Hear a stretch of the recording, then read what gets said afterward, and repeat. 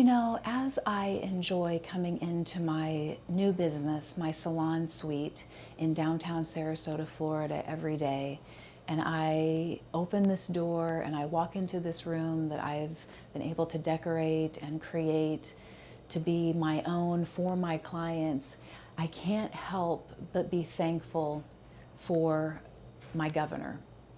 And I'm not really into politicians, and I'm not really into politics, even though I will pay attention to them because, you know, they rule our lives basically, and we're all at their mercy. And I felt very much at the mercy of my governor when 2020 rolled around. And why is that? Well, when I was about 43, 44 years old, I enrolled in cosmetology school. That was in 2017. And I graduated and I started working. I was working already. I was already working in a salon.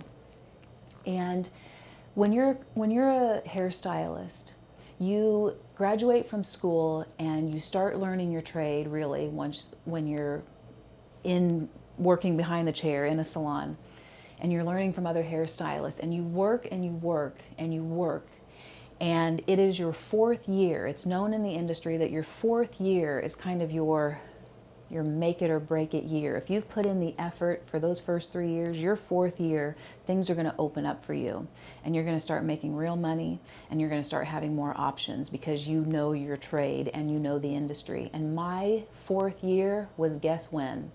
2020. And my momentum could have been derailed. My vision, my path could have been derailed, but it wasn't. And why? Because I live in Florida. And because my governor DeSantis decided not to shut down our state. And I got to keep going. I didn't lose my clients, that book of clientele that I had earned trust with and maintained for a long time and brought from one place of employment to the next. That could have been entirely derailed. The momentum from my career would have been derailed. For what?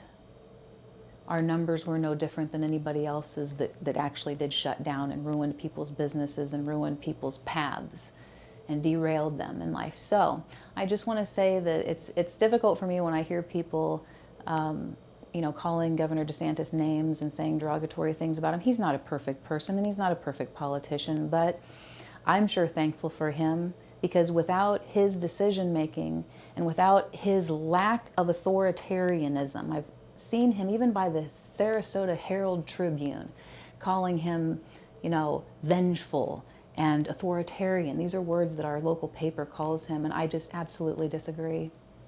I don't find that he's authoritarian at all. He was the one that was making sure that we weren't mandated to do things that were bad for our health. He gave us the freedom to make decisions for our own health and for our own lives. And so I think that that's the opposite of authoritarianism. So anyway, I'm just thankful, and I hope that we all have learned the importance of who our governor is and what side he's on and how he manages the state. It's very important, or she. It's very important who your governor is. It can make a very big difference in your life, as it has mine. That's all. Have a good day.